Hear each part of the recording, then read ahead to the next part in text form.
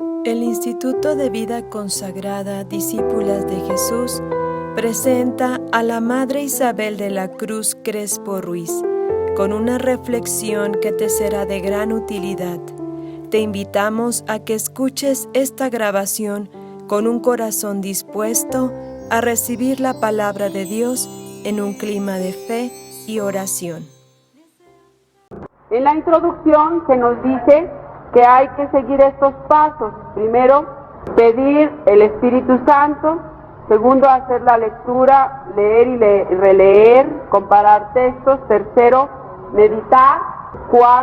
Cuarto, orar. Quinto, contemplar. Y sexto, acción. Bueno, vamos entonces ahora a leer la explicación de cada punto en la página 2. Número 1, pedir el Espíritu Santo. Este es el primer paso para realizar la ley. San Efrén el Sirio aconseja: antes de la lectura, ora y suplica a Dios que se te revele. He aquí la actitud primera y fundamental para cualquiera que se introduce en la lección divina. Pedir que el Espíritu de Dios venga a iluminar todo nuestro ser, para que sea posible el encuentro con el Señor. Nuestra realidad es de hecho de hombres ciegos, de los hombres ciegos que deben gritar ante el libro: Señor, haz que yo vea. La venida del Espíritu Santo, preparada con la oración y la docilidad, produce el desapego de las cosas, de los demás y de nosotros mismos. Es necesario ese despojo de nosotros mismos. No podemos prestar atención a la palabra de Dios si no hacemos callar el ruido de nuestro interior. No podemos ponernos a leer si el centro de nuestra atención es nuestro yo. No podemos ser libres frente a la acción divina si reservamos algo para nosotros mismos y no nos abandonamos totalmente a Él. Pongamos freno a la efervescencia de los pensamientos que nos angustian y que brotan de nuestro corazón como agua en ebullición. Elevemos nuestro corazón y todo nuestro ser a Dios con una actitud de escucha hacia el Señor que nos habla. Es una atención no solo al mensaje, sino a quien pronuncia el mensaje. Lo que se nos pide en el diálogo misterioso con Dios es el ser ante todo oyentes atentos. Si pedimos el Espíritu Santo, si nos entregamos a Él, seguramente recibiremos la iluminación necesaria para leer. Los pasos a seguir: pedir oral o verbalmente el Espíritu Santo, cantar un canto al Espíritu Santo, orar en lenguas y cantar en lenguas. O sea que en este primer paso de pedir el Espíritu Santo, esto es lo práctico, lo que hay que hacer: pedir el Espíritu Santo verbalmente, cantando un canto o haciendo una oración o con una petición libre, orar en lenguas y cantar en lenguas.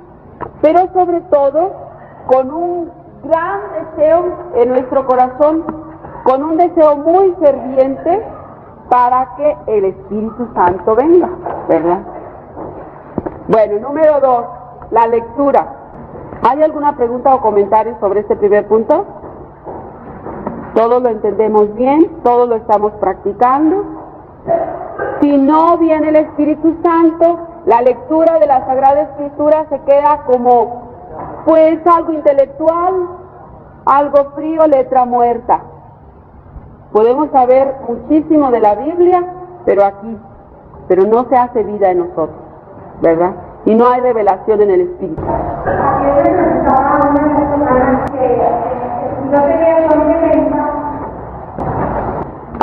Si no tiene el don de lenguas, pues aquí dice: cantar un canto al Espíritu Santo.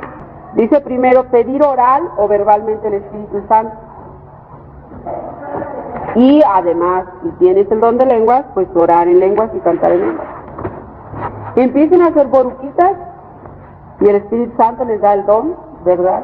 Me acuerdo cuando al principio no sabía orar en lenguas, cantar en lenguas, me acuerdo que oía al Padre Pablo que nos dijo: pues así como se unen al canto del alabaré, así también únanse al canto en lenguas, hagan una tonadita y ya el Espíritu Santo viene y los toma en serio, ¿verdad? Porque se da cuenta que quieren orar en lenguas. Bueno, lectura. Si es verdad que es importante saber orar, es también verdad que es importante saber leer. La lectura, según Casiano, nos lleva a la comprensión, a la inteligencia de la escritura, al verdadero conocimiento. Entonces, no es una lectura así nada más, es una lectura atenta, en donde vamos captando datos, detalles, personajes, ideas, en fin. Y para esto, como no lo podemos hacer en una sola vez, pues hay que leer y releer y releer y volver a releer. A veces en voz alta, a veces lentamente, masticando, digiriendo lo que vamos leyendo, casi sintiendo, ¿verdad? Bueno, elementos indispensables en la lectura para que sea auténtica. Primero, tiempo determinado. La lectura requiere un tiempo determinado, un tiempo fijo, un tiempo oportuno. A la lección no pueden dársele recortes de tiempo. Ella, como la oración, no puede ser de ninguna manera un relleno del día. Pues esto es como la oración personal. Hay que tener un tiempo especial para orar. No hay, a ver si me queda tiempo a la noche, en la tarde, o a ver, no. Hay que tener nuestro horario, un tiempo fijo, el más adecuado. Un tiempo en el que nuestra mente esté descansada y también nuestro espíritu y nuestro cuerpo, pues para que podamos orar. Con un cuerpo cansado o con una mente cansada no podemos orar, nos dormimos. Segundo, lugar adecuado. También requiere un tiempo que favorezca la calma, el silencio, la soledad. Sin el recogimiento, sin el silencio externo, no es posible una espera de Dios. Se recomienda un lugar sin ruidos, sin distracción. Me van a decir, ¿vas a más de casa? ¿Y a qué horas? En mi casa, ¿a qué horas? Pues a lo mejor va a ser en la madrugada. ¿Quién sabe? A la hora que no haya ruido. Tercero, orden en la lectura. Se debe tener un leccionario cotidiano o un orden en la lectura y no se deben ni se pueden tomar textos al capricho según el estado de ánimo, la necesidad o preferencia. Si es verdad que es necesario leer en tiempos determinados, es verdad que se requiere leer párrafos determinados. Se debe leer en cada día lo que toca leer sin seleccionar el texto. Déjese conducir obedientemente en donde la intención del Espíritu Santo quiera conducir. Cuarto, constancia en la lectura. La constancia en la lección es el signo y la medida de nuestra vida espiritual. No se puede ser espigadores distraídos de la Biblia, sino que se requiere sumergirse en ella, llegar a estar tan familiarizados con ella hasta llegar a poseerla en la profundidad de nosotros mismos y retenerla como memoria. No dice con la memoria, dice como memoria. O sea que la palabra de Dios sea como lo que más tenemos en la memoria, ¿sí? Isidoro de Sevilla dice, quien quiere estar siempre unido a Dios, debe leer frecuentemente y escuchar con gusto la Sagrada Escritura. Es necesario leer y releer la Escritura a fin de que penetre el espíritu y el cuerpo del creyente.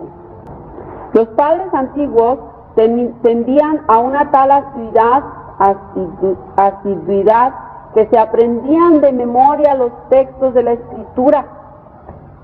Y no solo porque su cultura era oral, o sea, no solo porque en aquella época no había muchos libros y no podían todos tener a la mano el libro para leerlo, sino porque en la memorización, así como para nosotros en la lectura continua, es posible hacer memoria o revivir la palabra.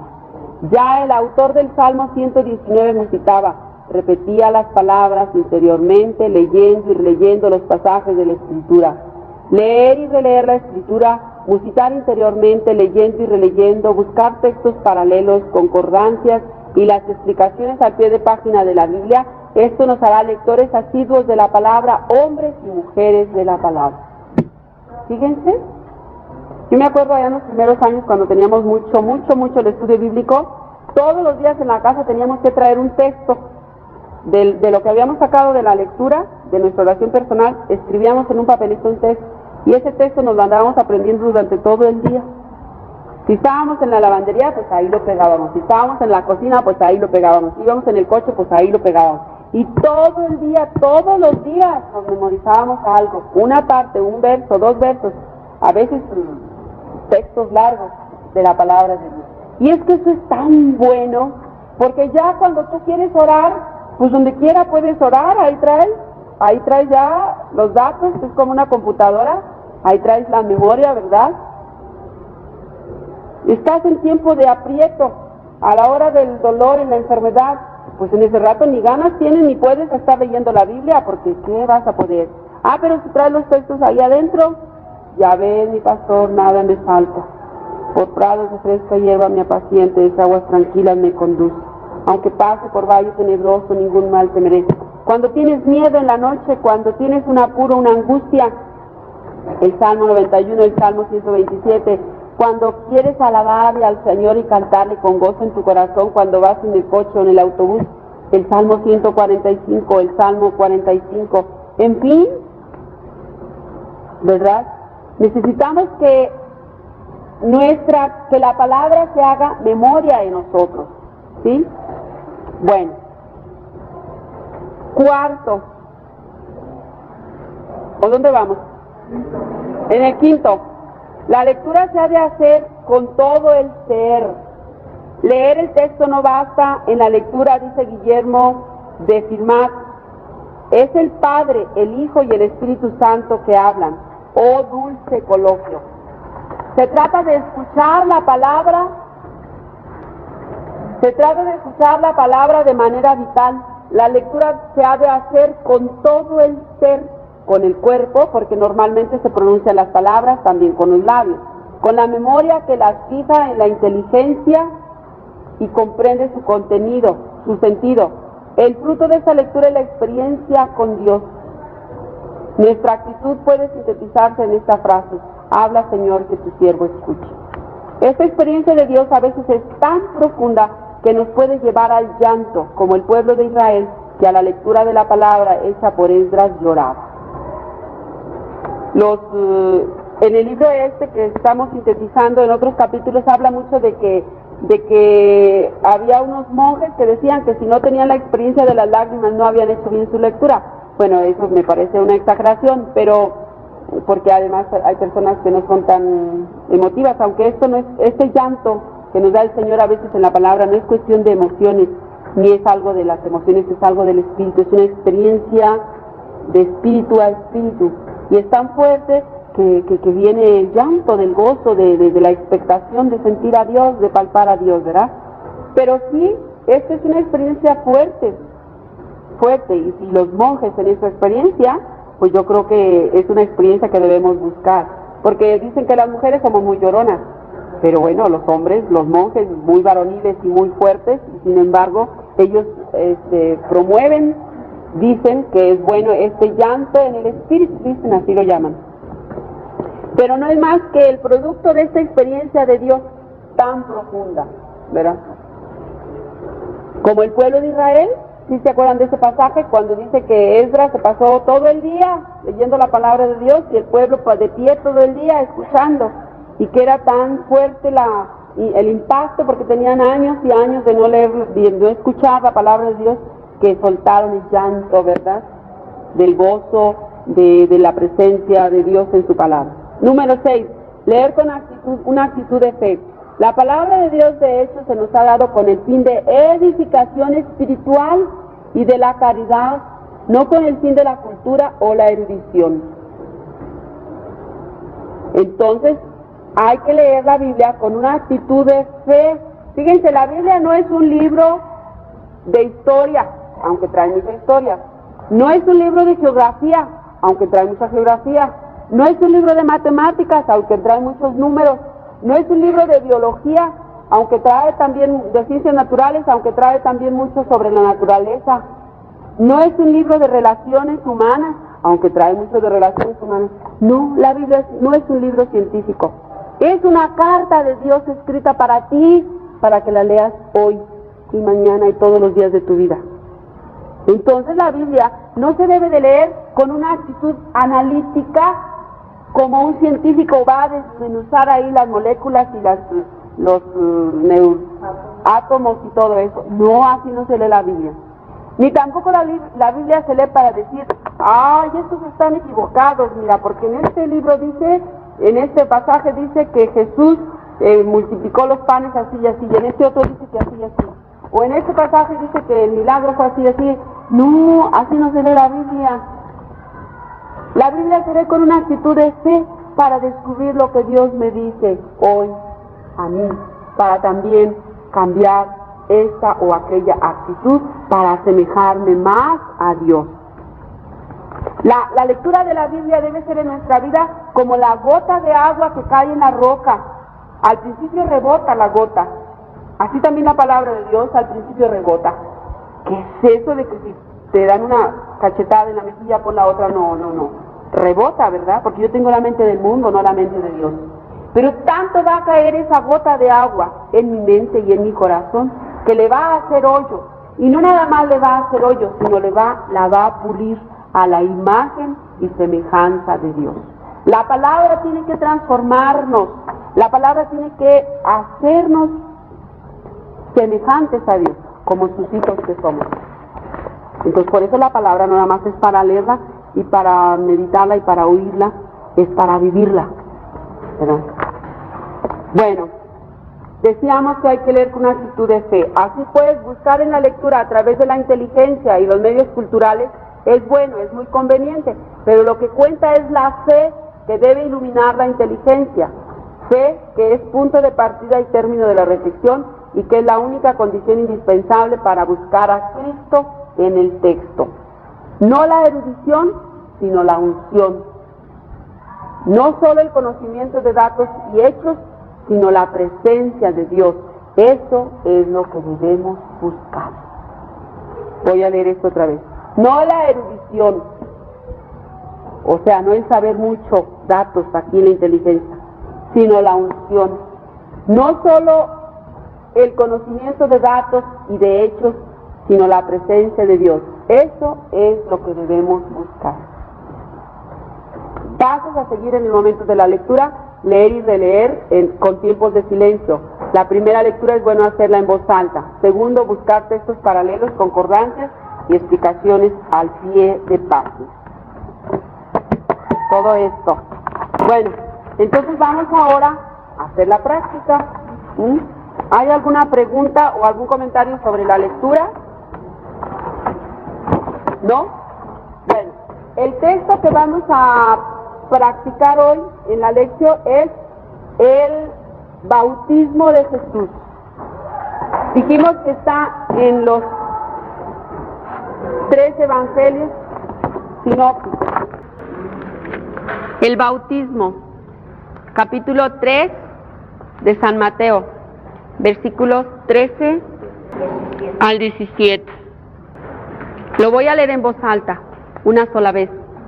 Y después ustedes pueden leerlo, las personas que traen la Biblia de Jerusalén, lo leen otras 2 veces en silencio. Y luego en una cuarta lectura van buscando esos asteriscos, esto es para los que traen la Biblia de Jerusalén, y van buscando abajo las explicaciones que traen, ¿sí? Entonces, lo voy a escribir para que no se nos olvide. La primera lectura, en voz alta. Nosotros hacemos 3 en voz alta, pero aquí para no, la segunda y la tercera la hacen cada quien, en silencio. Luego la cuarta también, las personas que tengan su Biblia de Jerusalén con los comentarios al pie de página, van a leer y revisar los comentarios. Todos ya sabemos hacer eso, ¿verdad? Viene, por ejemplo, en un verso, y Jesús fue llevado al desierto, y viene un asterisco, una como estrellita. Entonces nos fijamos en el numerito del versículo y lo buscamos abajo, el número del capítulo y del versículo, y ahí viene una explicación, ¿verdad? Algunas no nos dice nada, porque nada más dice que en otro texto dice de otro modo, pero en otras sí viene toda una explicación que nos ayuda a entender más el texto, ¿sí? Y la quinta lectura es para comparar textos. O sea, en esta quinta lectura vamos a leer lo que dice ¿quién? Marcos, y lo que dice Lucas. ¿Sí? Estábamos con Mateo. por eso estábamos con Mateo, pero ahora luego también vamos a ver Marcos y Lucas, ¿sí? 13. Bueno, luego ya nos quedamos ahí en la lectura, pero luego de la lectura, ¿qué seguirá? Todavía en lo de la lectura, hay que memorizar algo, hay que entresacar algo. Por ejemplo, ¿cuál es el texto o la frase fuerte, bonita? Este es mi hijo amado en quien me complazco. Repetirla varias veces. Y ya después de la lectura, entonces entramos a la meditación. Aquí, ¿qué es lo que va a ayudarnos mucho en la meditación aquí? La imaginación. Aquí, como este es un texto que podemos imaginarnos lo que nos relata, aquí nos va a ayudar mucho la imaginación. Pues, ¿qué nos vamos a imaginar? A Jesús, los personajes principales ahí, Jesús, que llega, Juan, que no lo quiere bautizar, lo que dijo Juan, lo que dijo Jesús, el agua, ¿cómo estaría el agua? La gente, ¿qué haría la gente? Luego cuando Jesús entró al agua, luego cuando sale del agua, ¿qué más pasó? Que se abren los cielos, la luz, sentir, ver casi la luz, oír la voz del Padre, todo esto con la imaginación, ¿verdad? Y después ya nos podemos quedar como formando parte de la escena. No es Jesús el que está ahí, eres tú. No es Jesús el que se bautiza, eres tú. No es Jesús el que recibe el Espíritu Santo, eres tú. No es Jesús al que le dice el Padre, este es mi hijo amado en quien me complazco, eres tú. Y luego de esto es nada más la pura meditación. ¿Después qué sigue? Después de la meditación, ¿qué sigue? La oración. Entonces ya en la oración, una vez que tenemos esa experiencia de cercanía con Dios, pues vamos a platicar con Dios. Orar es eso, simple y sencillamente platicar con Dios. Entonces ya platicar con Dios, platicar con Dios. No sé, lo que a cada quien Dios le inspire. Una acción de gracias, un pedir perdón, un desear cambiar de actitud, un reflexionar sobre qué pasa con tu vida, realmente estás lleno del Espíritu Santo o no, por qué no, por qué sí, ¿verdad? Bueno, y después contemplar a Dios. Y aquí entre la meditación, en alguno de estos momentos hay que tomar decisiones de cambio, de conducta. ¿Qué voy a hacer yo para vivir esta palabra?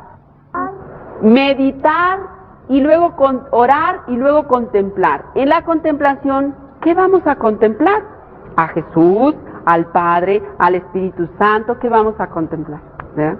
Entonces, tratemos de disfrutar todos los pasos. Y les decía, aterrizando al final, ¿qué voy a hacer?